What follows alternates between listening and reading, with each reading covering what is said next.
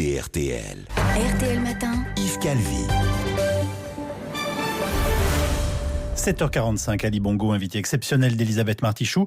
Interview réalisée cette nuit depuis Libreville. Monsieur le Président Ali Bongo, bonjour. Bonjour. Merci d'accorder à la première radio de France votre première interview depuis le scrutin présidentiel du 27 août. Merci aussi à Christophe Decroix de RTL qui rend possible cette liaison. Était à vos côtés dans votre bureau à Libreville. La journée de mardi a été calme à Libreville, mais ce n'est peut-être qu'un répit. Il y a eu des affrontements violents depuis votre réélection le 27 août. Pouvez-vous nous préciser d'abord le bilan des affrontements ? Le bilan matériel est très important et nous sommes encore en train d'évaluer tout ce qu'il y a eu de pillé, de brûlé, de cassé.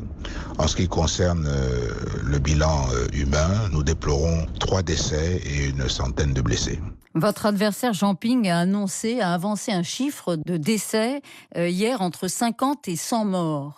Monsieur Ping a l'habitude d'avancer beaucoup de choses qu'il ne peut jamais prouver. On va y revenir bien sûr sur ce bras de fer engagé avec cet adversaire à l'élection présidentielle. Mais d'abord, pouvez-vous nous donner des nouvelles des 13 franco-gabonais qui avaient disparu depuis plusieurs jours ? Ils étaient 15, 2 ont été relâchés hier. Le ministre des Affaires étrangères m'a indiqué que l'ambassade de France lui a communiqué une liste de 6 noms. Ils sont en cours d'identification. Ils sont parmi tous ceux qui ont cassé et pillé. Et donc ils ont été arrêtés dans ce cadre-là. Ici au Gabon, il faut d'abord indiquer que sur le territoire gabonais, nous reconnaissons d'abord la nationalité gabonaise et pas une autre. Donc dans ce cadre-là, ils sont traités comme tous les Gabonais. Mais vous admettez, Monsieur le Président, qu'ils sont aussi un peu français ? Bien, sur le territoire gabonais, ils sont gabonais. La binationalité ne saurait être un motif pour se permettre de violer les lois et de se comporter tel qu'ils l'ont fait.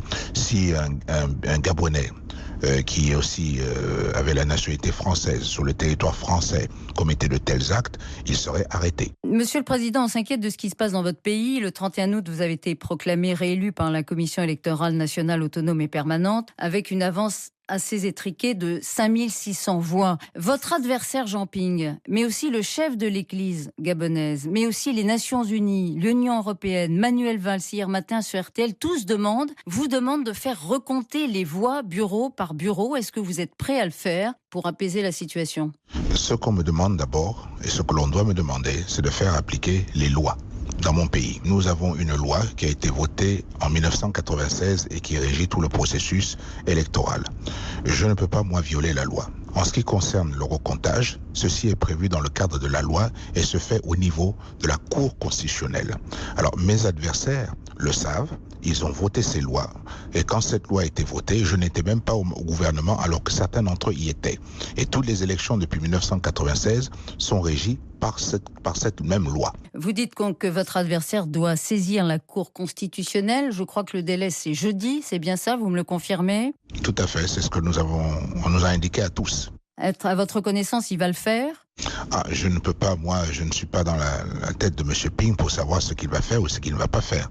En ce qui me concerne, je me préoccupe, moi, de plutôt ce que j'ai à faire. Donc s'il n'y a pas saisine du Conseil constitutionnel, Monsieur le Président, vous dites clairement, il n'y aura pas de recomptage. C'était ce qu'indique la loi. Vous-même pourriez demander à la Cour constitutionnelle de le faire ? Mais moi-même, bien sûr, et je m'y soumettrai.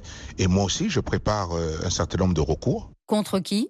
Eh bien, écoutez, sur l'ensemble du territoire, il n'y a qu'une des situations qui était particulière et qui mérite effectivement un petit examen. C'est-à-dire que vous allez saisir la Cour constitutionnelle, vous allez déposer des recours contre des bureaux de vote qui vous semblent avoir trop favorisé votre adversaire, pour être clair ? Je suis en train d'étudier la question. C'est-à-dire que lui vous accuse de fraude électorale et que vous l'accusez aussi de fraude électorale. C'est bien, c'est clair.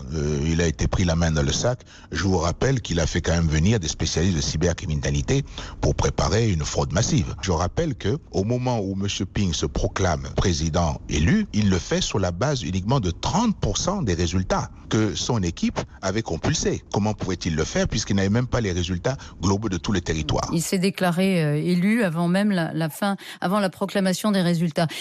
Qu'est-ce que vous êtes prêt à faire comme signe qui permettrait à votre pays de recouvrer un climat plus apaisé ? Moi, je dois d'abord dire une chose. Souvent, on reproche aux Africains de ne pas avoir des institutions fortes et on reproche au gouvernement africain de ne pas respecter les lois. Pour une fois que nous voulons respecter notre loi, on nous dit de l'outrepasser. C'est quand même assez singulier. Et quand c'est Manuel Valls qui vous le dit sur RTL hier matin, Manuel Valls qui vous demande le recomptage, qu'est-ce que vous lui répondez? Mais que je fais respecter les lois dans mon pays, on ne peut pas me demander de violer la loi. Moi, je ne me permettrai pas de demander à quelqu'un de violer la loi. Je dis tout simplement que s'il y a une méconnaissance, eh bien, nous indiquons que ceci est prévu au niveau de la Cour constitutionnelle. Il est important que l'on ne fasse pas croire aux uns et aux autres que ce n'est pas prévu. C'est prévu. Mais en ce qui vous concerne, l'Union européenne a annoncé hier avoir relevé, je cite, une évidente anomalie dans les résultats du Haut-Ogooué, qui est le fief de la famille Bongo, c'est-à-dire la vôtre, où il y a eu une participation de plus de 99%, alors qu'en moyenne c'était 60%. Qu'est-ce que vous répondez? J'aurais aussi apprécié qu'on note aussi quelques anomalies dans le fief de M. Ping, qui a fait aussi les 100%. Dans certains bureaux. En ce qui concerne le Haut-Ogooué, je dirais tout simplement que la campagne qui a été menée par M. Ping, et qui est une campagne honteuse, ont amené une participation massive. Vous estimez que l'Union européenne vous traite plus sévèrement qu'elle ne traite votre adversaire Jean Ping? J'estime que si on doit relever tous les cas d'anomalie, à ce moment-là, il faut être clair, il faut être équilibré, et donc dans ce cas, il faut relever toutes les anomalies, si on en a constaté. Or, j'estime que là, c'est particulier de venir parler du Haut-Ogooué et d'oublier d'autres provinces, et notamment la province natale de M. Ping. L'Union européenne serait partiale? Nous avons eu des comportements des membres parmi les observateurs de l'Union européenne pour lesquels on pourrait dire beaucoup de choses. Pour lesquels vous avez envie de dire beaucoup de choses. Vous ne trouvez pas les inspecteurs de l'Union européenne impartiaux, équilibrés? Je trouve que certains ont outrepassé leur mission. Voilà qui est clair. Est-ce que le risque le plus grand, finalement, n'est pas un blocage économique du pays aujourd'hui? Une grève générale, par exemple? La grève générale, à l'appel de M. Ping, qui évidemment nie avoir lancé cet appel, n'a pas eu l'écho qu'il souhaitait, puisque les Gabonais sont retournés tranquillement. Ils ont repris le chemin du travail. Donc vous êtes serein? Mais le fait de demander, je suis serein, mais le fait de demander une grève générale pour bloquer économiquement le pays est quand même assez singulier. Il faut remarquer que là encore une fois, M. Ping montre le côté démocrate qui est le sien. Le pays pourrait se trouver en faillite si le chaos s'installait? Mais le chaos ne va pas s'installer, madame. Comment allez-vous faire pour l'empêcher? Les Gabonais ont repris le chemin du travail. M. Ping ne contrôle pas les Gabonais et M. Ping ne dicte pas aux Gabonais leur conduite. Comment va se dénouer cette crise, Monsieur le Président? La meilleure façon, c'est de respecter la loi. Oui. De respecter la loi. Et c'est la meilleure façon. Donc en réalité, vous allez répéter que vous avez la loi pour vous, que la Cour constitutionnelle peut effectivement traiter des recours. Vous ne tendrez pas la main à l'opposition. Vous pourriez par exemple l'associer au gouvernement? Je serai le président de tous les Gabonais, que je travaillerai avec tous mes compatriotes qui voudront bien se mettre avec moi pour le développement de notre pays. Mais il est effectivement difficile de pouvoir travailler avec des personnes qui demandent à des Gabonais d'aller dans la rue, piller, casser, brûler. Donc si le calme revenait, vous seriez prêt à les recevoir et envisager de gouverner avec une partie de l'opposition? Monsieur Ping, Premier ministre, par exemple? C'est prématuré d'emmener ce débat-là. Mais c'est imaginable, une fois que le calme sera revenu? La question n'est pas à l'ordre du jour. Bon, la question n'est pas envisagée du tout. Je dis simplement qu'elle n'est pas à l'ordre du jour pour l'instant, car aucune condition n'est réunie pour cela. Quelle sera votre prochaine initiative politique, Monsieur le Président? Ce qui est important pour l'instant pour nous, c'est d'abord de ramener le calme et que nous puissions traverser cette période, laisser la Cour constitutionnelle faire son travail, et donc après cela, nous aviserons. Merci beaucoup.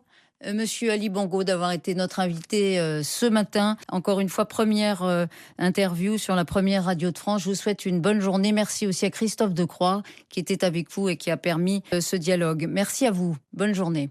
Merci beaucoup. Bonne journée. Sur RTL, Ali Bongo qui affirme ne pas pouvoir faire recompter les voix au nom du respect de la loi gabonaise. On ne peut pas me demander de violer la loi, affirme le président gabonais.